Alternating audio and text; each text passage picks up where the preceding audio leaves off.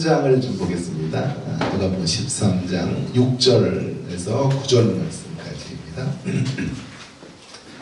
누가복음 13장 6절에서 9절 말씀까지 신약성경 117쪽이 되겠습니다. 누가복음 13장 6절에서 9절까지 함께 교독하도록 하겠습니다. 제가 6절을 읽겠습니다. 이에 비유로 말씀하시되 한 사람이 포도원에 무화과 나무를 심은 것이 있더니 와서 그 열매를 구하였으나 얻지 못한지라. 포도원 주인에게 이르되 내가 3년을 와서 이 무화과 나무에서 열매를 구하되 얻지 못하니 찍어버리라. 어찌 땅만 버리게 하겠느냐. 대답하여 이르되 주인이여 금년에도 그대로 두소서. 내가 두루 파고 거름을 주리니 이후에 만일 열매가 열면 좋거니와 그렇지 않으면 찍어버리소서 하였다 하시니라. 아멘. 여러분, 우리는 세상 속에서 기독교의 위대함을 증명해야 되는 사람들입니다. 무엇으로 증명할 수 있을까요? 주일날 성경책을 끼어들고 교회에 나오는 것으로 기독교 신앙의 진실성과 영광스러움을 나타낼 수 있을까요? 아니요. 혹은 우리의 집과 사업장에 교인의 팻말을 붙여 놓는 것으로 가능할까요? 아니요. 아니면 무슨 거대한 과정들을 이수하고 훈련 프로그램 같은 것들을 이제 졸업하는 것으로 증명되어질 수 있을까요? 아니요. 이 모든 것들이 만족스러운 답이 되지 못할 것입니다.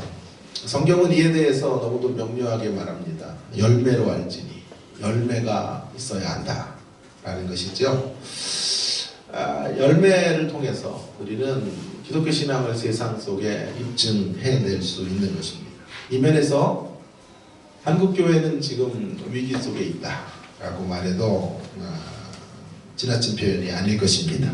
예수님을 믿는 사람들은 넘쳐나고 있습니다. 죽어서 천국 갈 자신이 있느냐 하면 모두 그렇다라고 대답할 것입니다.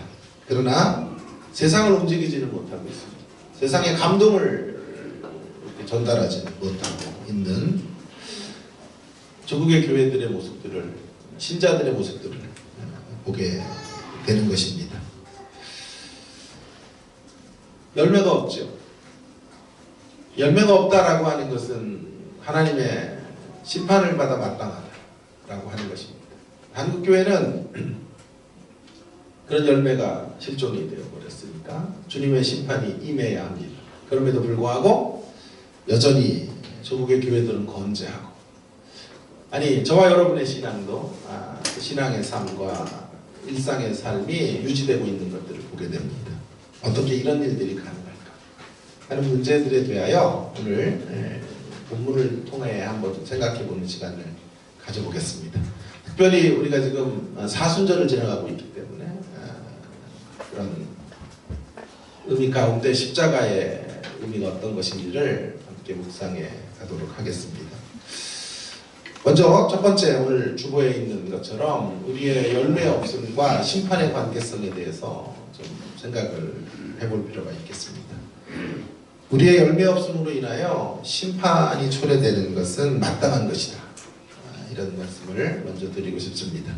오늘 비유를 이제 보시면 어느 사람이 포도원에 무화과 나무를 심고 있습니다. 6절에 보겠습니다. 한 사람이 포도원에 무화과 나무를 심는 것이 있더니, 무화과 나무를 심었다, 포도원에 무화과 나무를 심었다 라고 하는 것은 많은 해석이 필요한데요. 관리받고 있는 무화과 나무, 이런 뜻이 되겠습니다. 다른 무화과 나무들은 그저 길거리에 방치되어져 있는데 이 무화과 나무는 포도원에 심겨져 있으니까요, 너무도 귀한 대접을 받고 있는 무화과 나무다라고 말해도 되겠습니다. 보통 이 무화과 나무는 이스라엘 백성들 혹은 성도들 개인을 상징하는 것이라고 할 수 있겠습니다. 그런데 그런 성도를 상징하는 무화과 나무가 포도원에 이제 있으니까요, 매우 소중한 존재, VIP로 대접받고 있다는 사실을 성경이 지금 알려주고 있는 것입니다. 하나님께서 우리를 그렇게 소중하게 여겨주신다라는 쪽으로 적용해 갈 수 있겠습니다. 우리는 그렇게 대접을 받을 만한 선함도 깨끗함도 진실함도 갖고 있지 못하지만 하나님은 포도원 가운데 무화과 나무를 심어 놓으신 것처럼 그렇게 저와 여러분의 생애들을 존귀하게 여겨 주시고 있는 거죠. 자, 그런데 조금 더 보면 그런데 그런 하나님의 기대와 하나님의 사랑 속에 이 무화과 나무가 어떤 결과들을 만들어내냐 하면 당연히 무화과 나무에 이제 이 존재는 열매로 증명이 돼야 돼요. 그런데 열매를 구하였으나 얻지 못하는 상태가 되어버리고 만 것입니다.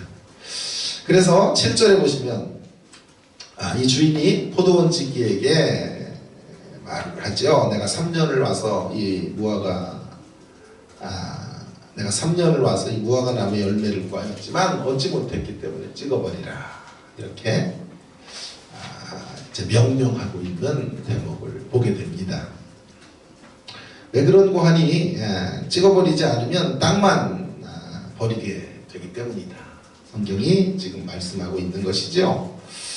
여러분, 문제는 이제 이 주인의 결정이 너무 지나친 처사인지 아니면 당연한 이제 응분의 대가인지 하는 것을 먼저 결정하고 넘어가는 일이 필요하겠습니다. 무화과 나무가 열매가 없어서 찍어버리는 처사가 마땅한 것입니까? 아니면 폭력적인 것입니까? 이 부분에서 이제 크게 학자들의 견해가 갈리는데요. 성경을 주로 이렇게 최근에는 사회학적으로 보려는 사람들이 많아요. 경제 구조나 혹은 정치적인 의도가 성경 안에 있다. 사회 정치적인 시각으로 성경을 보아야 된다. 이렇게 주장하는 분들이 꽤 많은데요. 좀 진보적인 그룹들의 학자들이 이런 견해들을 이제 성경 읽기에 가지고 들어와요. 그런 분들이 이제 주로 생각하는 이 본문의 해석은 이런 것이에요. 이 주인이 지금 착취를 하고 있는 거다. 폭력적 이제 자세를 취하고 있는 것이라고 보는 것이죠. 지나친 이윤 추구를 목적으로 하기 때문에 이런 열매가 없는 상태에 있는 나무를 고작 3년 만에 찍어버리라 이렇게 명령하고 있다라고 하는 것이죠. 그래서 거대 자본을 추구해가는 어떤 그런 이런 자본주의의 폐해 같은 것들을 말하고 있는 것이다. 이렇게 주장하는 어마어마하죠. 성경을 참 읽는 눈이 얼마나 중요한지. 주인의 행동을 폭력적으로 보면서 미성숙한 행동 이런 존재도 놔둬야 되는데 열매가 없다고 이윤을 창출해낼 수 없다는 이유로 찍어버리라 하고 말하는 것은 부당한 것이다. 이렇게 보는 것이죠. 그러니까 억압과 착취의 구조로 성경을 이제 읽어가려고 하는 시도들이라고 할 수 있겠어요. 점점 이런 인기들이 대세가 돼가고 있는데요. 저는 동의가 잘 안 되고요. 제가 이제 이 주인을 대입하려는 존재는 하나님이에요. 이 주인은 하나님이시다. 라고 저는 봅니다. 지금 수입이 안 돼서 찍어버리라 이렇게 말하는 게 아니잖아요. 잘 보세요. 수입이 본존치기가 안 되는 나무니까 이제 제거하는 그런 문제가 아니에요. 열매의 문제를 지금 이야기하고 있는 것이죠. 열매가 없다라고 하는 것은 그저 작은 문제일 수 없는 것을 말하고자 하는 거예요. 결정적 결함이다라고 하는 것을 알려주고 있습니다. 경미한 잘못이 아니라 정확히 말하면 본질이 잘못된 심각한 문제로 인해서 열매가 생겨질 수 없는 것임을 드러내려고 하는 것입니다. 마치 이런 것이죠. 여러분이 비싼 돈을 들여서 외제차 하나를 구입을 했습니다. 처음 차를 몰고 이제 나가는데 첫 주행에 엔진 이상이 발견이 된 것입니다. 그리고 고속도로에서 죽을 고비를 넘기게 되었다고 가정해 보십시다. 어떻게 할까요? 어떻게 할까요? 당장에 그 회사에 이의 신청을 하고 항의를 하고 차를 바꿔달라 말을 할 것입니다. 아니 환불을 해달라 요청할 가능성이 크겠죠.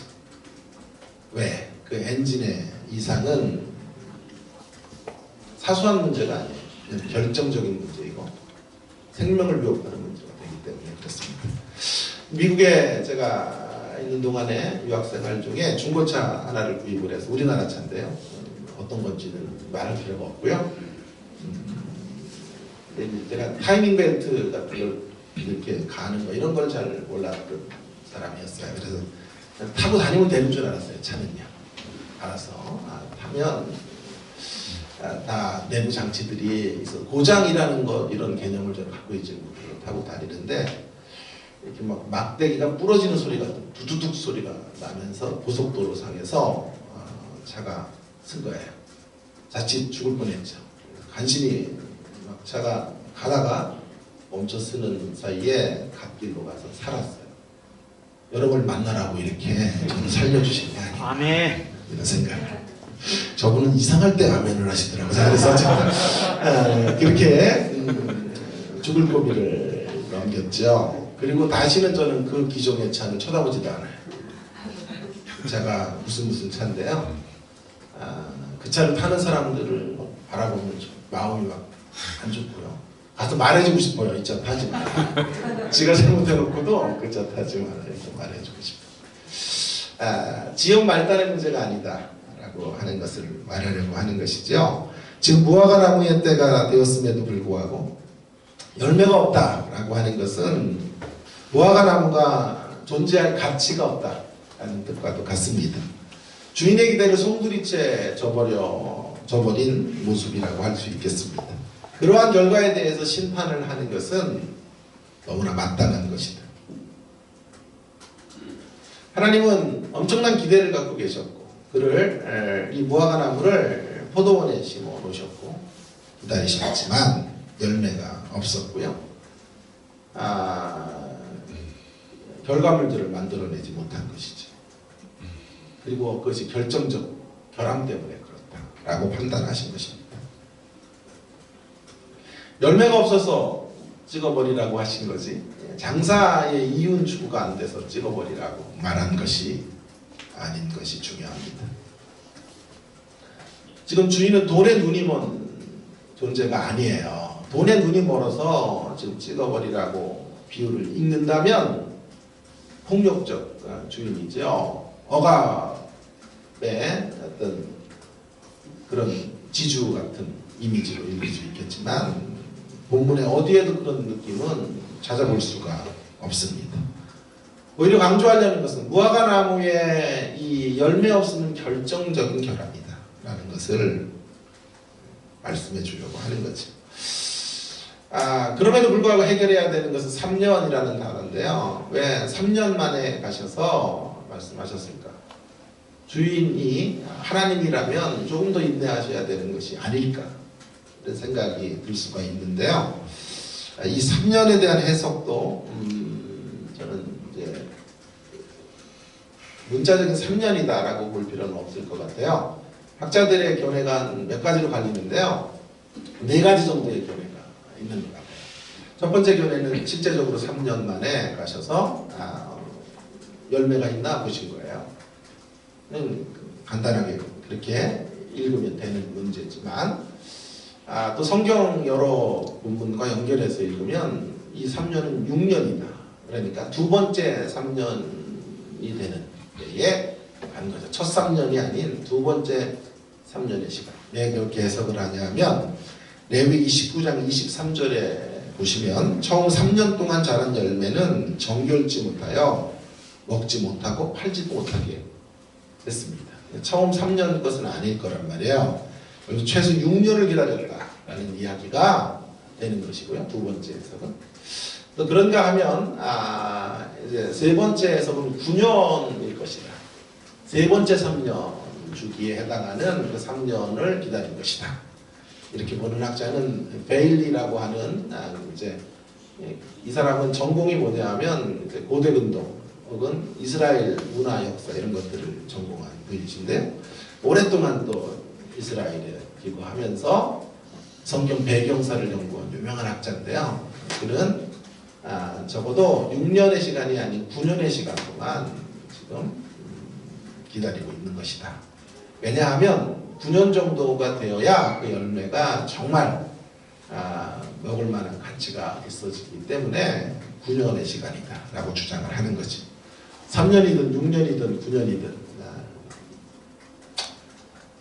우리가 하나를 결정하면 되는 것이지만 저는 이 안에 하나님의 사랑이 있다. 마이크 좀 바꿔잡을게요. 아파요. 하도 이렇게 목소리를 좀 얼굴에 가까이 대니까 손이 아프네요. 자, 그래서 3년, 6년, 9년. 제가 첫 번째 3년으로만 해석하지 않으려는 아버지가 기다리고 계시는, 하나님은 기다리시는 분이다 라는 것들을 확보하려는 거예요. 네 번째 해석은 뭐냐면요, 첫 3년이라고 해도 이제 가능한 해석인데요, 첫 3년에 갔는데 열매가 없는 거예요. 그러니까 안 되겠다. 왜냐하면요, 본질이 잘못됐기 때문에 앞으로 더 기다려도 싹수가 놀았다. 그러니 찍어버려라. 이렇게 말씀하셨을 가능성이 있다라고 하는 것이죠. 어쨌든 중요한 것은 하나님이 지금 성급하게 판단하신 것은 아니고 이 주인이 그저 미성숙한 태도로 나무를 찍어버리라 말하고 있는 것은 아니고 라고 하는 것을 제가 이러한 여러 견해들이 있다는 것들을 통해 확증하려고 하는 것이죠. 중요한 것은 지금 하나님 편에 문제가 있는 게 아니고 이 주인 편에 문제가 있는 게 아니고요. 중요한 초점은, 이 비유의 초점은 무화과 나무가 반드시 있어야 될 그 열매를 갖고 있지 못하다. 이게 초점을 두어야 하는 것입니다. 하나님의 인내가 없음으로 멸망한 것이 아니고 찍어버리게 되는 상태로 나아간 것이 아니고 그가 가지고 있는 본질의 문제, 그 무화과 나무가 가지고 있는 열매 없음의 문제가 절대적인 것이다 라고 하는 것을 알려주려고 하는 것입니다. 여러분, 그렇다고 하면 저와 여러분, 우리들의 신자됨의 가장 중요한 표시는 열매예요. 열매가 없다면 우리는 하나님의 심판을 받아 마땅한 자리로 떨어질 수밖에 없는 것이에요. 그래서 열매 없음과 우리의 심판의 관련성에 대한 이 정도로 정리하겠습니다. 자, 이제 두 번째 국면으로 좀 넘어가겠는데, 이렇게 주님은 심판에 합당한 자들을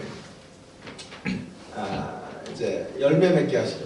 그런데요, 이제 주인이 이렇게 이런 심판을 명했는데 이야기가 여기서 끝이 아니에요. 주님의 명령 앞에 포도원 지기가 있는데, 포도원 지기가 간곡하게 이제 탄원을 하고 있는 이야기가 나와요. 한 해만 더 기회를 달라 이렇게 말하는 거죠.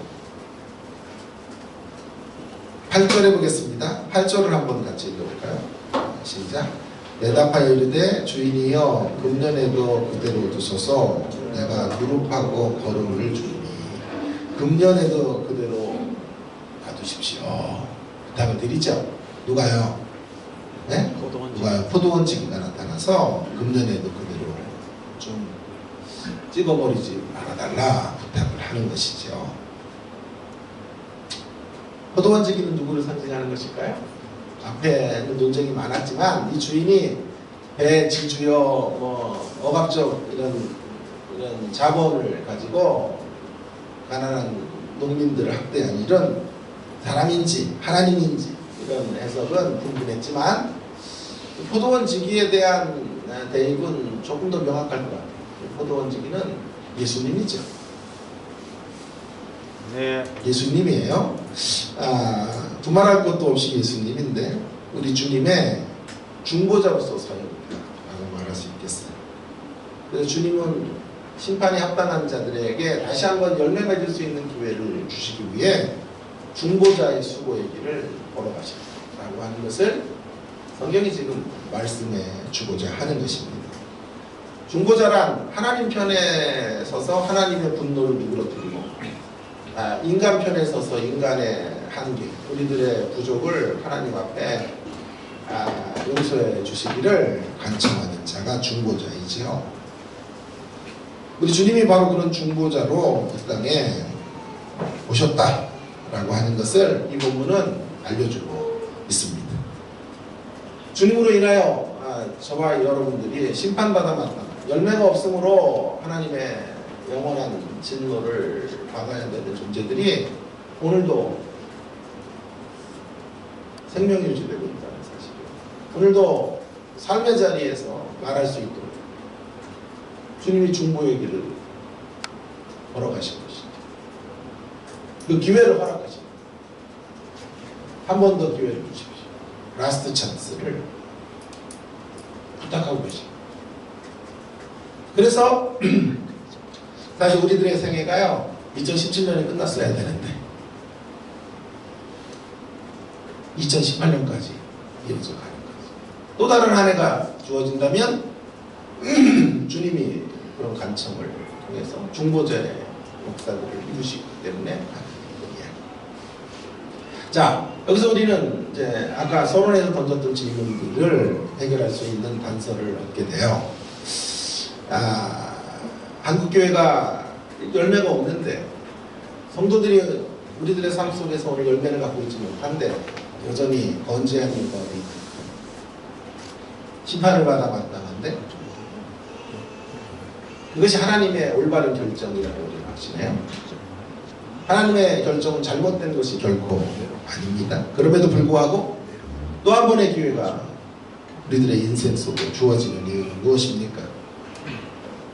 하나님이 그런 결정을 하셨지만 하나님 마음에 합당한 중보자를 만나시면 이 중보자의 간청을 받아들이셔서 은혜를 베풀어 주시는 거예요. 할렐루야. 그래서 저와 여러분의 인생이 오늘도 생명을 유지하며 주님의 은총 가운데 이 땅을 살아갈 수 있게 되는 것이죠. 우리의 온갖 죄악에도 불구하고 장로님 기도하신 것처럼 미투의 이런 문제들을 통해 우리 모두도 자유롭지 못한 이런 우리들의 죄악된 모습들을 보고 우리의 민낯에도 교회의 부패함을 우리가 좀 보는 것이지요. 앞으로 이제 교회들의 미투가 이제 폭로가 되면 아마 난리가 날 거예요. 가장 핵폭탄이 터지는 순간이 아닐까 그런 생각이 들면서 마음이 너무 아프죠. 이런 열매 없음의 우리들의 문제들에도 불구하고 우리가 오늘도 이렇게 살아가고 있는 것이죠. 우리 주님의 간청 때문에 우리 주님이 지금도 중보하고 계시기 때문이죠. 그래서 하나님의 마음을 돌려놓는 거예요.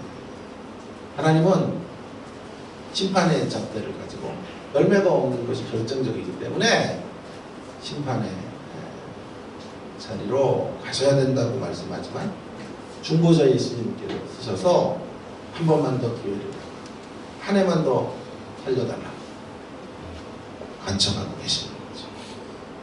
그래서 저와 여러분에게 이렇게 위대한 삶이라는 기회들이 시간이 부여된 것입니다.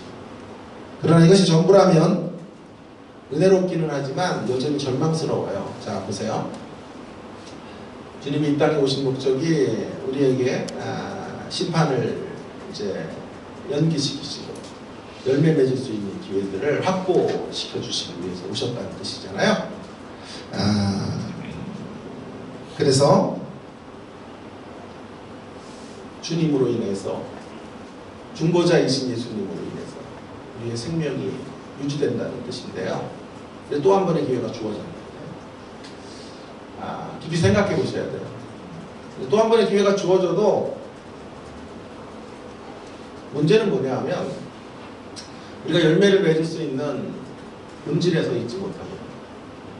또 우리가 그동안 살아왔던 인생의 시간들을 되돌아본다면 또 한 번의 기회가 주어져도 열매를 못 맺을 가능성이 너무해요. 자, 그러니까 또 한 번의 기회가 주어지는 것이 매우 은혜스러운 조치이기는 하지만 그러나 동시에 위선적 자비일 수도 있다 생각을 해보게 됩니다. 위선적 자비라는 게 뭐죠? 내가 용서해 줄게, 한 번 더 기회 줄 테니까 이제 정신 차려라, 이렇게 말씀하시는 거잖아요. 그런데 문제는 뭐냐 하면 우리의 DNA가 하나님의 뜻을 순종하고 열매를 맺을 수 있는 쪽으로 나가지 못하는 DNA를 갖고 있다는 게 문제예요. 우리의 기질 자체가, 우리의 본성 자체가 죄의 열매를 쉽게 맺어도 의의 열매들을 잘 맺을 수 없다는 데 문제가 있는 거예요. 그러니 한 번 더 기회가 주어져도, 보세요, 한 번 더 주님이 중보의 사역을 통해 우리 가운데 찬스를 주셔도 여전히 우리가 갈 길은 지금의 모습을 답습할 확률이 크단 말이에요. 자, 그렇다고 하면 이러한 중보의 사역은 그림의 떡과 같아요. 실제는 우리에게 이렇게 적용이 되지 못해요.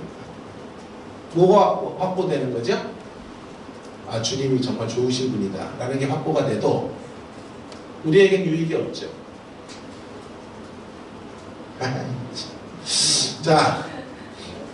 자, 중보자이신 주님이 얼마나 신실하시고 얼마나 은혜로우신 분인가 라는 게 확보되는 게 중요한 게 아니고, 그것과 함께 그 중보의 사역이 우리에게 효과가 있어야 되잖아요.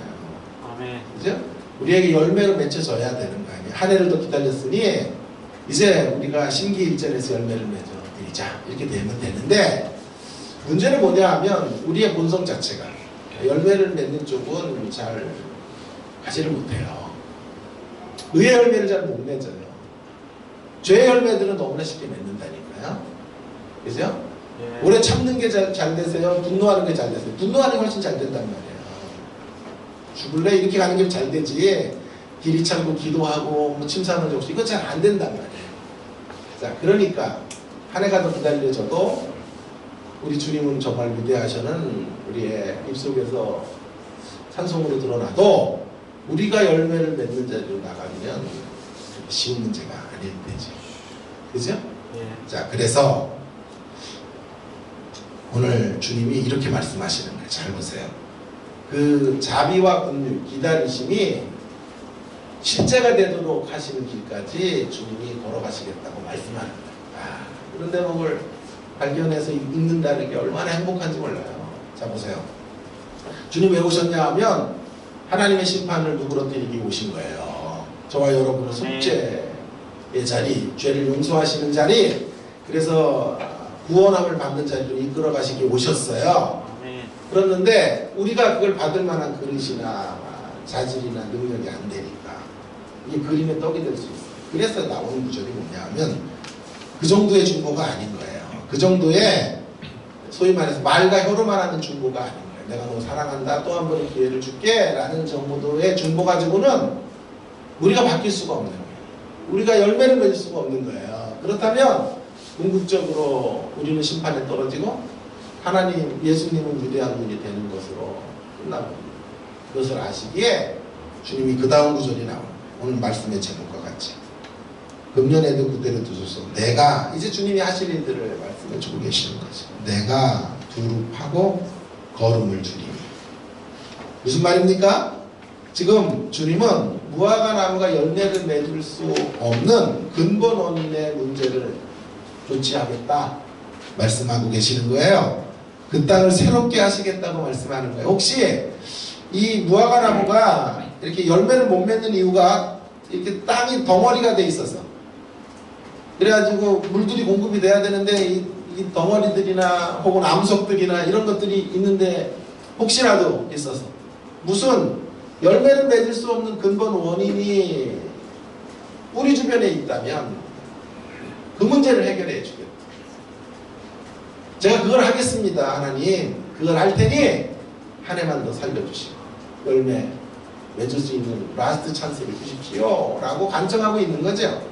그래서 그 구절이에요. 이것이 바로 자 두루 파고 내가 두루 파고 거름을 주겠다. 혹시 거름이 없어서 두루 파고 두루 이렇게 펼쳐져서 물이 공급이 잘 되고 열매를 맺을 수 있는 그러한 어떤 곳에 접목을 시켜서 열매가 이루어지고 흙을 긁고 부드럽게 해주는 노력을 제가 하겠습니다. 제가 그 일을 몸소 실천하겠습니다. 더 나아가 비장의 카드가 뭔지 아세요? 거름을 주겠습니다. 거름이 없어서 열매가 없는 것이라면 제가 그 거름을 주는 길을 걸어가겠습니다. 그러니 이 비유적인 설명을 통해 예수님이 이 땅에 오셔서 하시는 중보의 사역이 어떤 것인지를 우리는 충분히 이해할 수 있죠. 우리는 말로 하는 중보가 아니에요. 내가 기다릴게 라고 그렇게 선언하는 중보자가 아니에요. 그 정도가 아니라 어떤 중보의 길을 걸어요? 몸으로 실천하고 수고를 아끼지 않는 중보. 흙을 만지고 친히 걸음을 주셔서라도 기필코 어떤 중보를 하시겠다는 거예요? 중보하셔서 유익을 얻을 수 있는 당사자들에게 유익이 되는 그런 중보를 하겠습니다. 중보자인 나를 입증하는 중보가 아니라 중보가 아니라 그 대상자가 되는 사람들의 근본적인 문제들이 해결되고자 그 길을 걸어가겠습니다. 사랑하는 여러분, 이 얼마나 위대한 말씀입니까? 주님이 이 땅에 오신 것만도 무한한 국률인데 그러나 그것이 전부가 아니죠? 그것이 전부가 아니죠? 우리를 위해 우리의 열매 맺는 길을 위하여 주님이 십자가를 지시겠다는 뜻이죠. 아멘. 자기를 내어주시겠다는 얘기죠. 아멘. 메가톤급 사랑이 전염되지 않는 한 열매를 맺을 수 없다는 것을 주님은 하시고 열매가 맺혀질 수 없는 근본적 원인들을 제가 제 희생을 통하여 수고를 통하여 그 문제를 해결하고 말씀하고 계시는 거죠. 결코 우리 주님의 자비는 그래서 미선적 자비가 아니에요. 참으로 진정성 있는 중보의 길을 걸어가고 계시는 거죠. 그래서 여기서 우리는 십자가를 꺼낼 수가 있는 거예요. 이 이야기는 십자가의 이야기인 거예요. 십자가의 길을 통하여 우리를 온전한 하나님의 사람으로 세워내시겠다고 하는 중보자 예수님의 결단과 삶의 여정을 말해주는 거죠. 아멘. 내가 땅을 부릅하고 걸음을 주리니 라는 말씀 안에 숨겨져 있는 메시지가 되는 것입니다.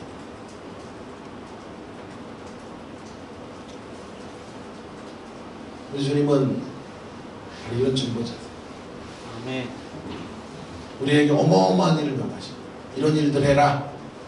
말씀 팔짱 끼고 계시고 어디 잘하나 보자. 몇 년 동안 기다렸는데 한 해 더 줄 테니 내가 저 멀리 있을 테니 내가 볼 거야. 한번 열매 맺어봐. 이렇게 말하는 분이 아니에요. 그런 중보자라면 그분이 아무리 좋은 분이어도 그분이 아무리 위대한 분이어도 우리는 열매를 맺을 수 없어요. 그러나 그 주님은 우리에게 오셔서 뭐가 안 되니?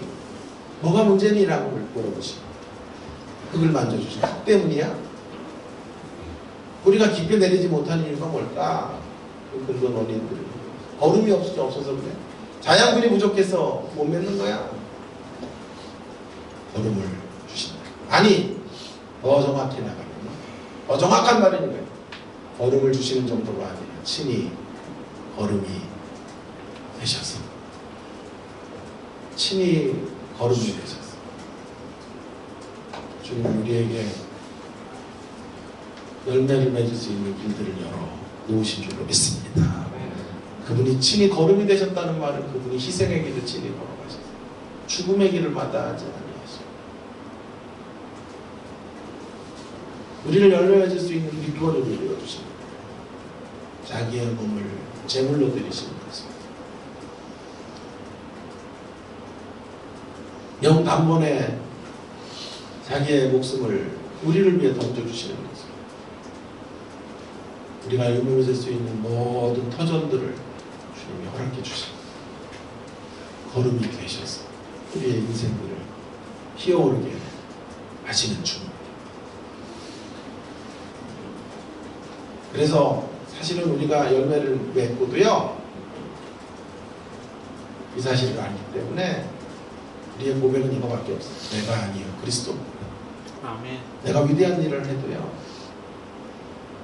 나를 통해 교회가 부흥하고 나를 통해 영혼들이 돌아오는 이런 열매들이 맺어진다고 해도요, 우리의 주님을 향한 고백은 제가 아닙니다. 저는 무익한 종입니다. 주님이 은혜 주셔서 이긴 일입니다. 모든 것이 주로부터 나오고 주로 말미암고 주께로 돌아가는 것입니다. 모든 영광과 찬송 주님 받으십시오. 우리 이런 고백의 자리에 떨어질 수밖에 없어요. 왜냐하면 우리의 토대가 거룩이 칭이 되셔서 자기를 온전히 내어주신 주님의 그 거룩되신 위에 세워져 있는 일들이기 때문에 그런 것입니다. 여러분, 여기까지가 복음의 직설법이라 그래요. 좀 어려운 말로 복음의 직설법. 복음의 직설법이라고 하는 것은 복음을 통해 우리에게 베풀어 주신 은혜로운 조치들, 위대한 역사들을 복음의 직설법이라고 말하는 거예요. 이제 이 직설법에 근거해서 하나님의 복음이 우리에게 요청하는 명령법을 생각해 보려고 하는 거예요. 그래서 세 번째, 오늘 주어에 있는 마지막 보면은 이제 우리가 가야 될 길들을 조명해 보는 것입니다. 주님은 우리에게 어떻게 살라고 말씀하시는 걸까요? 예수님이 걸어가신 이 중보자로 작은 중보자들로 이 땅을 살라, 수고의 길을 걸으라 말씀하고 계시는 거죠. 그것이 우리를 향한 명령이에요. 자, 직설법이 없는 명령법은요, 율법주의예요. 직설법이 없이 명령이 주어지면 너무 힘든 짐이고 우리에게 억압적 어떤 명령이 되어버려요. 반대로요, 명령법이 없는 직설법만 있으면 무율법주의예요. 하나님 은혜 다 이루셨으니 우리는 그냥 적당히 살자. 성경은 이 율법주의와 무율법주의 사이에 온전한 긴장을 유지하고 있거든요. 그래서 우리가 이렇게 살아야 되는 이유는 주님이 우리 가운데 무엇을 주셨는지를 생각하는 것에서부터 시작이 되는 거예요. 그래서 이제 자연스럽게 명령법이 나올 수밖에 없어요. 이건 결코 우리에게 짐을 주려는 게 아니에요. 우리를 부담스럽게 하려고 하는 메시지가 아니에요. 우리가 할 수도 없는 것들을 막 하라고 이렇게 강요하는 게 아니에요. 든든한 직설법 그 위에 거룩이 되신 주님의 그 역사 위에 이제 그 사랑을 알고 있는 자들과 그 사랑에 전염된 자들이 가야 될 길을 말씀해 주고 있는 거죠. 두 가지, 등장인물이 포도원 지기에 기대를 따라 살아야 돼요. 기대가 뭐죠? 1차적으로 열매를 맺는 거죠. 포도원 지기가 기대하는 건 자기가 거름이 되어서 기대하는 거가 뭐예요? 열매를 맺는 자리로 가요. 우리에게 마지막 기회가 주어졌다고 생각해요. 주님에게로 돌아가 하나님 기뻐하시는 아름다운 성령의 열매들을 맺는 자리로 나아가는 일, 최선을 다하는 우리 모두가 되기를 주의 이름으로 축원합니다. 아멘. 자, 두 번째로는요, 등장인물의 사역을 따라서 살아요. 사역, 기대를 따라서 우리 열매를 빨리 맺는 것뿐만 아니라 제가 오늘 좀 강조하려는 것은 이제 사역을 따라. 예수님의 사역은 우리가 걸어가야 될 길이에요.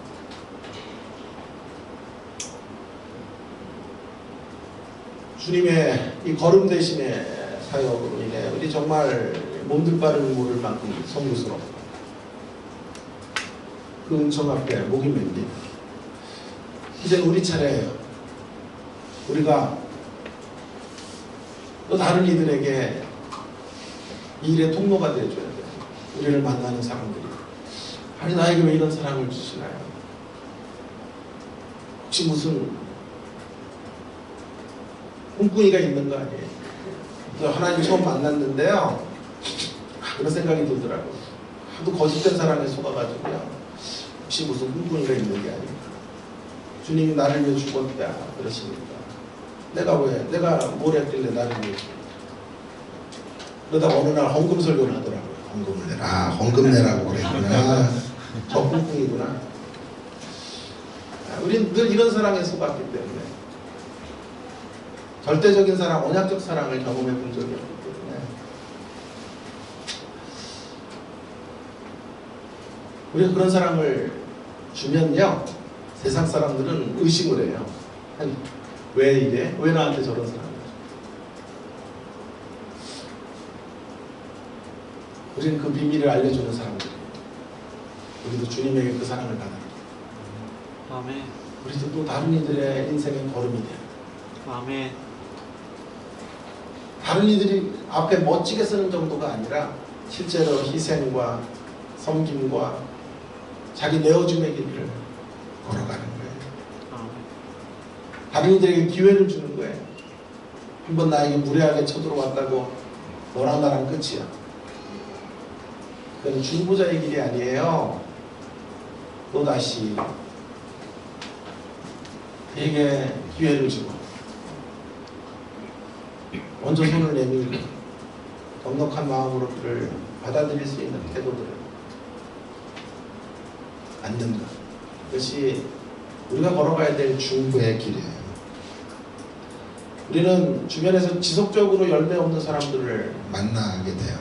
그러면 인내가 바닥이 나요. 야, 이렇게 기다려도 저렇게 안 돌아오나?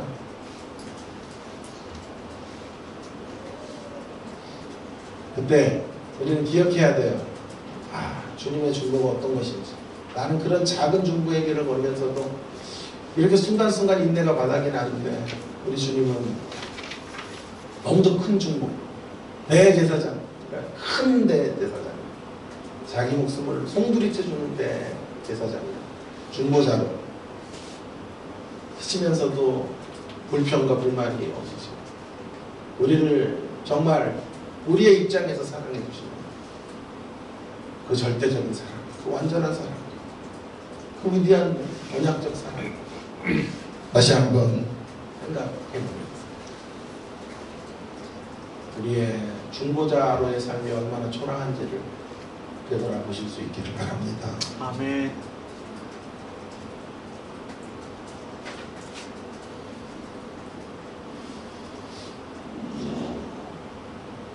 우리도 다른 이들을 중보하되 말과 혀로만 중보하면 안 되겠습니다.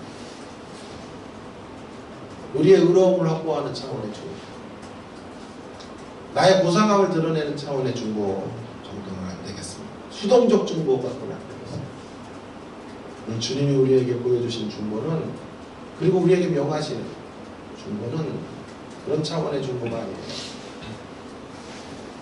나에게 이득이 될 때까지만 해주는 중보 정도가 아니에요. 내 마음에 드는 사람들에게만 행해지는 중보 정도가 아니었습니다. 주님의 중보는 흙을 편편하게 만들고 상대가 열매 맺지 못하는 그 원인들이 무언지를 고민하며 실제로 걸음이 되는 중보의 길을 걸어가는 것이죠.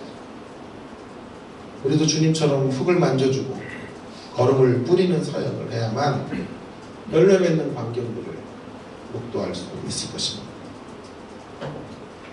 우리는 원래 그런 길을 걸어갈 수 없는 사람이에요. 우리는 그런 인내가 있는 사람들이 아니에요. 다시 한번 말씀드려요. 그래서 주님의 복음의 직설법이 필요하고 주님이 이루시니 어마어마한 대가와 걸음이 되시는 삶의 역사가 있었기에 우리는 다시 한번 그분을 묵상하는 가운데 우리의 중보의 길을 어떻게 달려봐야 되는지 그런 것들을 생각하게 되는 것입니다.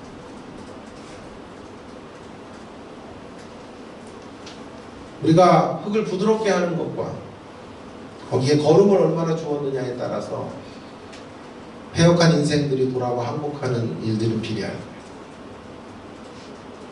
거기까지 가지 않는 한 사람은 돌아오질 않아요.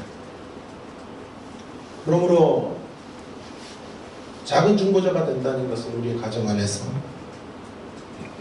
우리가 살아내야 될 삶의 자리에서 십자가의 길을 걸어간다는 뜻이에요. 우리도 친히 걸음이 되는 방식으로 산다는 것이죠. 그때 아주 소중한 살림의 역사가 펼쳐지게 될 거예요. 아멘. 작은 희생이라도 있어야 사람은 바뀌어요. 제가 좋아하는 표현으로 말하면 십자가를 목에 걸고 다닌다고 사람이 바뀌는 게 아니라 십자가를 지고 가야 사람이 공동체가 돼요. 어떤 변화의 역사든지 이런 희생의 길을 걷지 않는 한 변화는 존재할 수 없는 거예요. 우리는 지금 계시록 말씀을 계속 보고 있는데요. 다시 한번 계시록 한 구절을 찾고 오늘 말씀을 좀 정리하도록 하겠습니다. 6장 구절로 다시 한번 이런 우리를 향한 당부의 말씀이 가장 잘 드러나는 구절이 계시록 6장 구절. 저와 함께 계시록을 계속하고 계신 분들은 복습이고요. 처음 듣는 분들은 신기한 경험을 하시면 되겠어요.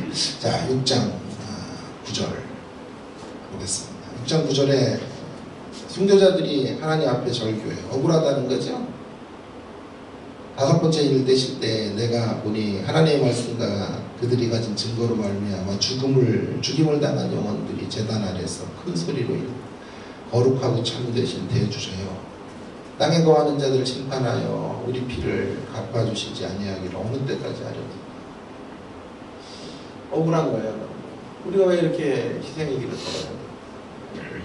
이미 하나님 나라로 간 순교자들이 절규하는 그들의 억울함을 토로하는 것만이 아니라 지금도 지상에서 악인들에게 고통을 당하고 열매 맺지 못하는 사람들에게 신음하며 살아가는 억울함의 자리에 있는 자기 형제들과 식구들과 믿음의 사람들을 보면서 그들의 기도의 제목들을 다 끌어안고 기도하는 거예요. 대표 우리들이 억울합니다. 왜 이러십니까 하나님?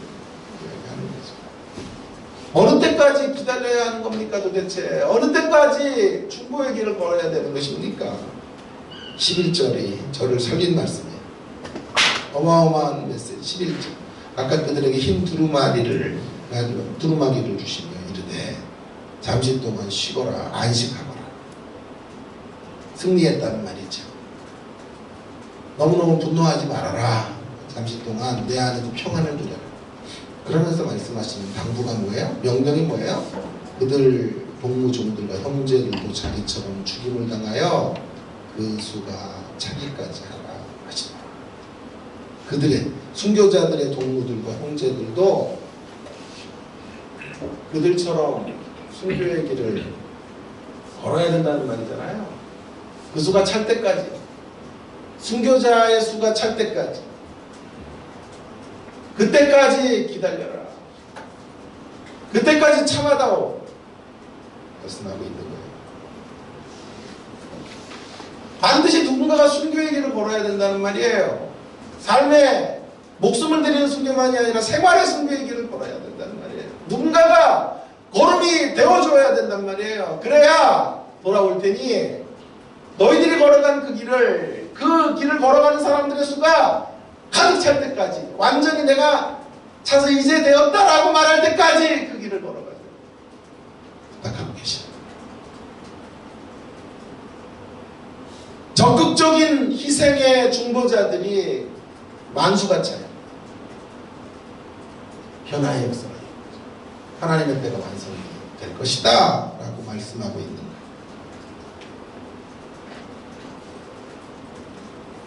억울해하지 말거라. 왜 억울해하지 말아야 될까요? 다시 예수님의 중보의 자리로 돌아가요. 생각해보면요, 하나도 억울하지 않은 거예요. 왜냐하면요, 주님이 날마다 이런 중보자로 우리에게 오시기 때문이죠. 날마다 또 우리의 삶의 기회를 주십니다. 제가 계시록 강의를 하면 이런 좋은 문구를 썼어요. 주님 우리에게 어떻게 오실까? 오늘 시집의 제목처럼 오신다니까요. 사랑하라. 한 번도 상처받지 않은 거죠. 우리 때문에 한 번도 상처받지 않은 거죠. 오시는 거예요. 그래서 우리도 그 사랑으로 가는 거예요. 한 번도 상처받지 않은 거죠. 나아가는 거죠. 또 어떻게 주님 우리에게 오시나요? 기대를 가지고 다시 아침마다 오시는 거야. 그래 이제 너 때문에 상처 한 번도 안 받았다. 새로운 마음과 다짐을 갖고 오신다. 찾아오신다. 그런데 우리가 열매를 못 맺으면, 우리가 그분의 뜻을 어기면 그분이 인격자이기 때문에 마음이 상하죠. 아프십니다. 힘드셔요. 그때 어떻게 해요? 날마다, 그러니 주님 우리에게 오셔서 날마다 십자가에 죽으십니다. 날마다 다시 십자가를 지시는 거죠. 주님 우리에게 오십니다. 한 번도 나 너 때문에 상처 안 받았어 라고 우리에게 다가오셔서 또 우리에게 상처를 받는 게 주님에게 고달픈 일이고 힘든 일이에요. 그것이 주님의 십자가. 2000년 전에 지셨던 그 십자가를 나 때문에 날마다 그 십자가를 지십니다. 다시 죽는 방식으로 저와 여러분의 열매의 길들을 원하시고 요청하시고 열매의 길을 걸어가도록 하시는 거예요. 그리고 그 주님을 생각하면요, 억울하지가 않아요. 손해가 아니에요. 희생이 아니에요. 사실 마땅히 우리가 이 사역을 감당해야 돼서. 뿐만 아니라 이 중보자의 사역은 너무 거창하게 또 설명하면 안 돼요. 그래 거름이 되자. 너무 거창하게 가면요, 귀신 하나 쫓아내고 7귀신이 맞이하는 꼴이 돼요. 한번 실천하고 안 되잖아, 또 갔는데 또 안 되네, 그러면 더 빼앗겨지면 안 되니까. 우리가 이 거름이 되는 삶의 중보의 삶을 너무 큰 목표를 잡고 달려가지 않도록 하셔야 돼요. 작은 일상에서 시작하셔야 돼요. 더 원수를 사랑해야지 이러는 잘 안 될 거예요. 그럼 어디서부터 시작해야 돼요? 덜 미워해야지 또 가는 거예요.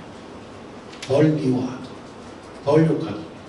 전에 저 인간적으로는 맨날 욕을 달고 살았는데 내가 그 시간 줄이기. 네? 원수와 함께 웃으며 밥 먹기, 이런 거 잘 안 돼요. 네? 원수에게 밥값 내주는 건 진짜 안 돼요. 그건 수준 높은 거고 그건 안 되고요. 옆에서 그냥 이렇게 식판 들고 옆으로 옮겨가지 않기. 원수와 길거리에서 만날 때 인사하기, 이건 할 수 있잖아요. 네? 지금 거기서부터 실천하셔야 돼요. 근데 그런 수준이 너무 낮다고 해서 정죄받을 필요가 없어요.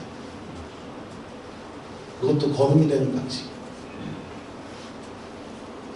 그것도 내가 썩는 방식이고 내가 죽는 방식이고, 그것도 많은 인내가 필요해요.